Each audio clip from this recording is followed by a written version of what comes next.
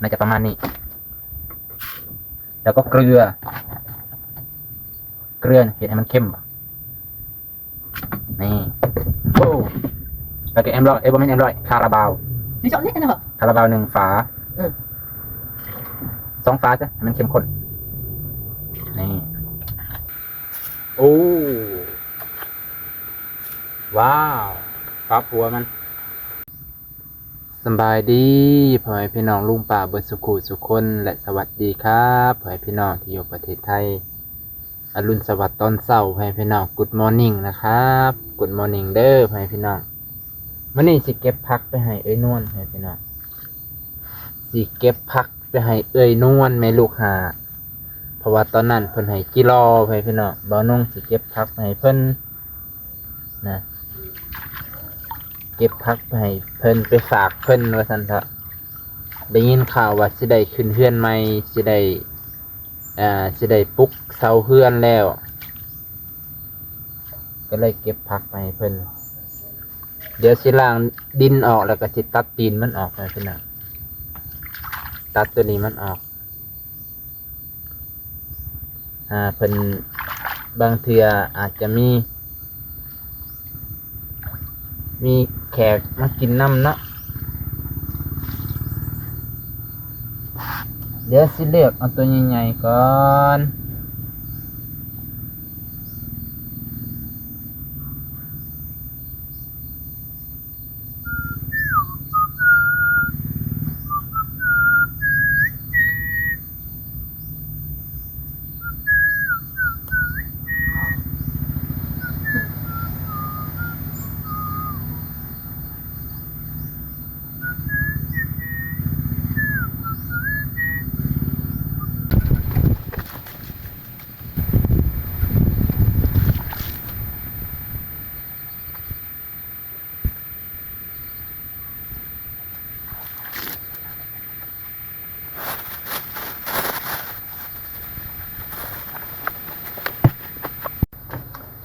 สบายดีพ่อแม่พี่น้องลุงป่าไม่ว่าจะอยู่ในประเทศและต่างประเทศและสวัสดีครับพ่อแม่พี่น้อง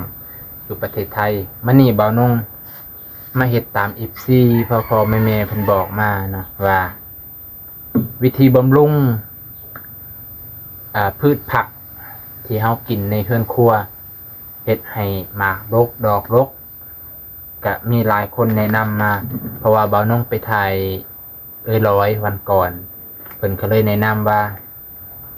ผงนัวแล้วก็เกลือแล้วก็M150แต่บ่าวนงเอาคาราบาวแทนไปพี่น้องเพราะว่าอันนี้ก็ของบ่าวแสนเพิ่นให้นั่นแหละบ่าวแสนเอาให้ก็เลยจงเก็บไว้แน่จงไว้กินน้อยนึงแล้วก็เก็บไว้พี่น้องเพราะว่าบ่าวนงคิดสวดเอาว่ามี FC เพิ่นบอกแนะนำวิธีบำรุงผักเดี๋ยวเราจะมาผสมกันให้พี่น้องผงนัวเนาะน่าจะประมาณนี้แล้วก็เกลือนะเห็ดให้มันเข้มนี่โอ้แล้วก็บ่แม่นM100คาราบาว Chỉ chọn hết cái nào hả? คาราบาว1 ฝา Ừ. 2 ฝาจ้ะให้มันเข้มข้นนี่แล้วเราก็ผสมกับน้ำให้พี่น้องเดี๋ยวสิไปผสมอยู่สวนดีกว่าเนาะได้ตัวสีดใหม่เพราะว่าตั้งใจอยากซื้อตั้งแต่ดนแหละแต่ยังบ่มีเงินจักเทื่อก็เลยมีเงินแน่50,000 กีบในเท่าใดเนาะประมาณ80 บาท50,000 กีบเพราะว่าพอได้ฉีดขาเพี้ยซื่อๆสิฉีดขาเพี้ยกับสิบำรุงสิใส่ปุ๋ยบำรุงมันบำรุงทั้งใบแน่แล้วก็บำรุงทั้งราก2 ทางเลยให้มันใหญ่แต่บ่ฮู้วิธีใส่สิลองเบิ่งแต่ว่าเขาน่าจะโยกจังซี่แหละโยกจังซี่แล้วก็น่าจะฉีดนะไปเบิ่งอยู่ลุ่มกันเลยพี่น้องวิธีการใส่สิบำรุงใบมันนี่ บำรุงใบแล้วก็ให้มัน ตามที่เคยเห็นนั่นแหละ เพื่อสิได้หมากหลายๆ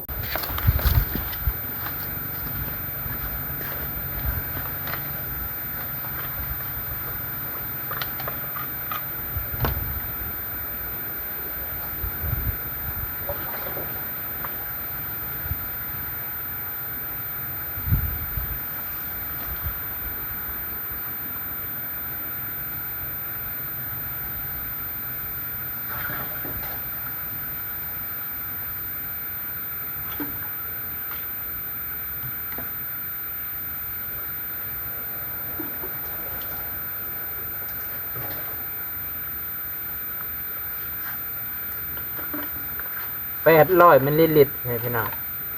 800มิลลิลิตรบ่ฮอดลิตรเขย่า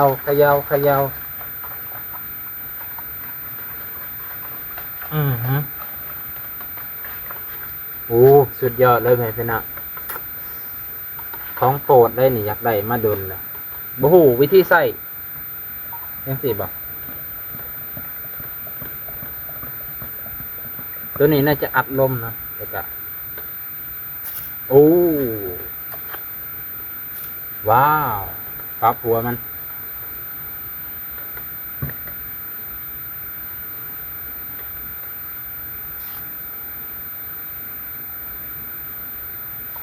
โอเคไปเบิ่งน้ำกันเอาไปพี่น้องเดี๋ยวจะได้ฉีดให้เบิ่งเด้อบัดนี้ว่ามันสิเป็นจังใดว้าวคักไว้ไปพี่น้องสาวไร่สาวสวนต้องมีไว้นะฉีดหลายบ่นอคักไว้ไปพี่น้องสมกับอยากได้อยู่พอเบาน่งกับหมักเห็ดปลูกผักปลูกสวนพอได้กินผักอันนี้เขาก็ฉีดได้บ่เนาะพอพี่น้องฉีดคือกันเนาะโอ้80 บาทคุ้มอยู่ให้พี่น้องนี่มาฉีดผักตัวนี้น้ำบัดเดี๋ยวปั๊มกันโยคือกับปั๊มลง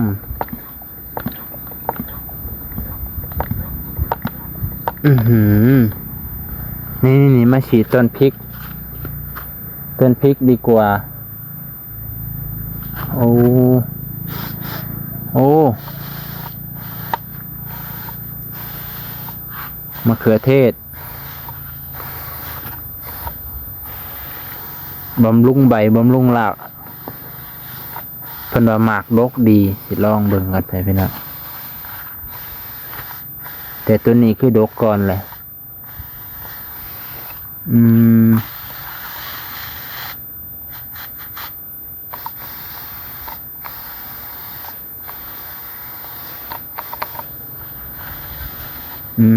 สุดยอดเลย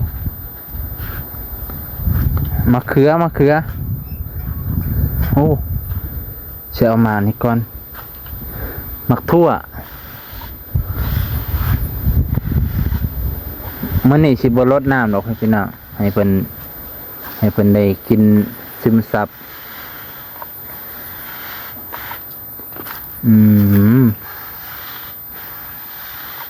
Amazing มากอันนี้ก็ฉีดให้กันเบิดแล้วไฟเพิ่น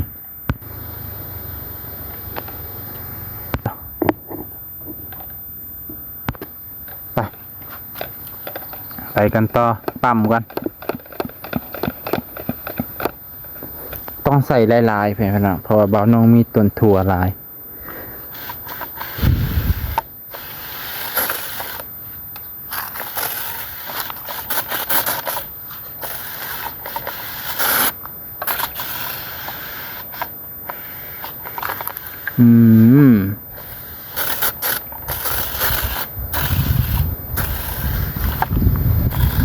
บ่าวน้องชอบเลยท่านผู้ชม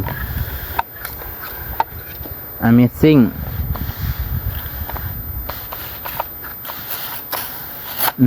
สุดยอดเลย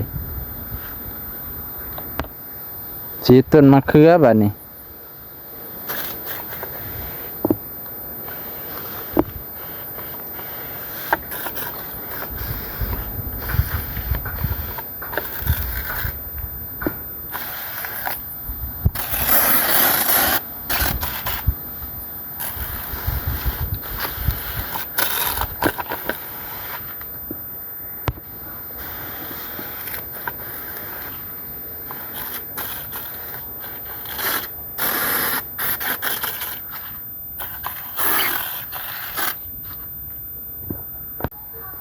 โอเคพ่อพี่น้องไปเติมลมมาเติมน้ำมาเมื่อกี้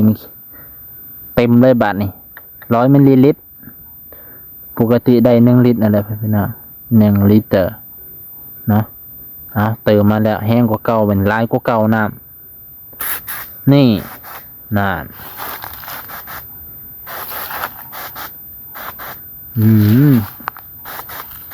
กระจวดเลยบาทนี่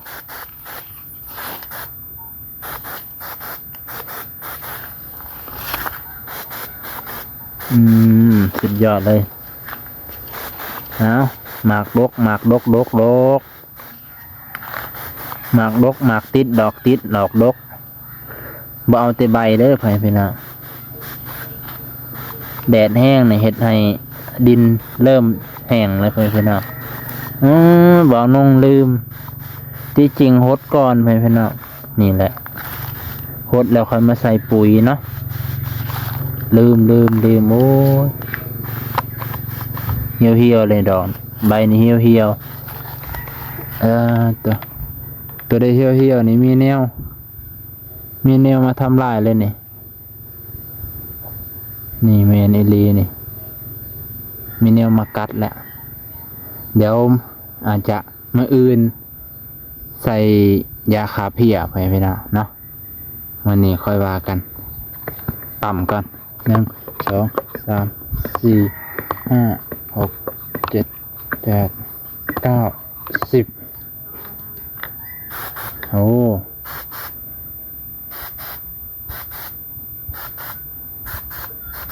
ถ้าบ่ใส่ยาเพี้ยนี่ฆ่าเพี้ยมันจะมีแมลงกัดไปพี่น้องเห็นบ่มันจะมีแมลงมาแคะมานี่ป้าบ่มีหม่องใส่ได้บัดนี้ใส่ทั้งนี้อีก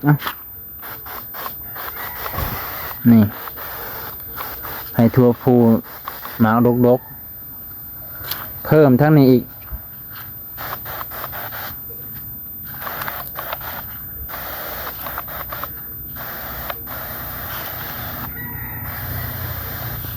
ตัวหอมแต่คาราบาว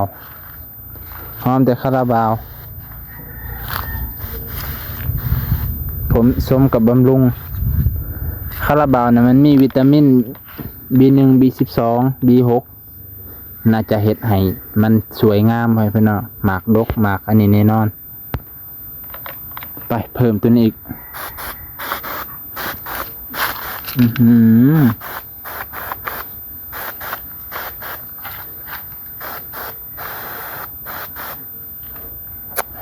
นี่แหละเพิ่นนะ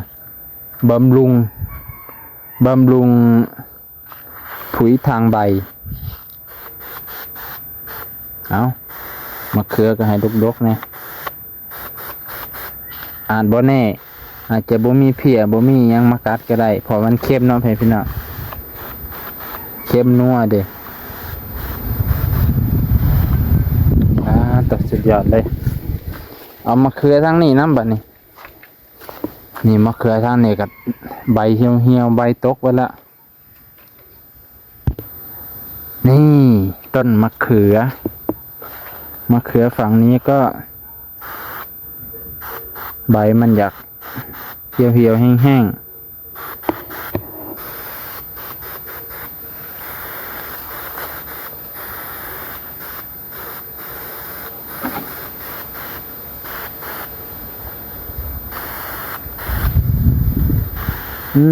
ต่อหอมแต่คาราบาวกินคาราบาวแบบ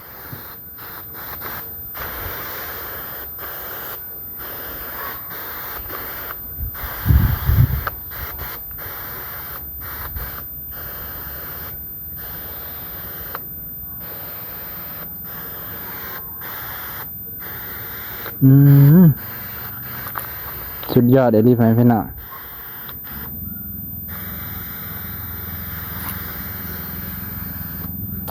สมกับบ่าวนงอยากได้แห้งอยากได้และต้องใส่ให้คุ้มเนาะปั๊มดีกัน2 3 4 5 6 7 8 9 10เดี๋ยวระเบิดต้นทั่วนี่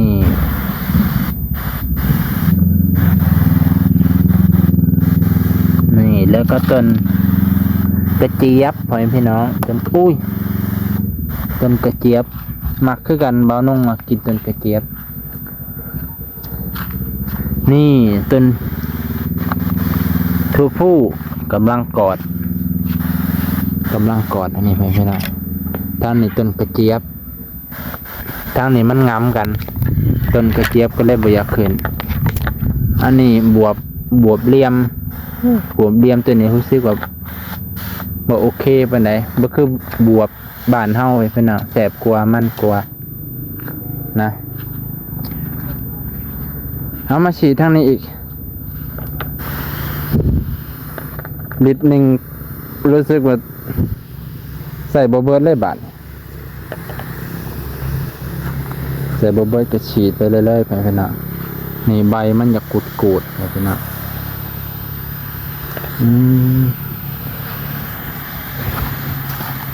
คักบ่บาดนี่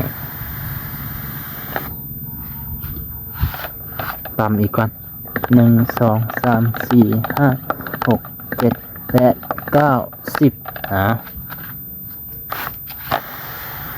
นี่ต้นนี่ก็เชียร์กันบำรุงใบเด้เนาะพ่อพี่น้องตัวสุดยอดเลยสมกับอยากได้แล้วพ่อพี่น้อง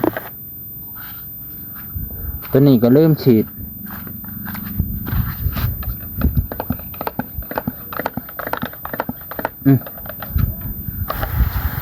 ฉีดให้เพิ่นเนี่ยเมื่อเช้านี่ก็เก็บพักอันนี้แหละไปให้นวล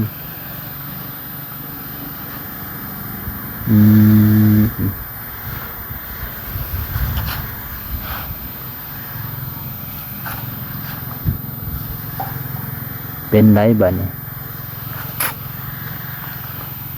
คักบอ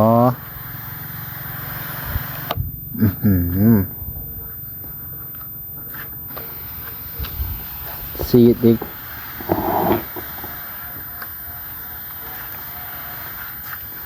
สีดไปสีดมากกับม้วนเด้อปะ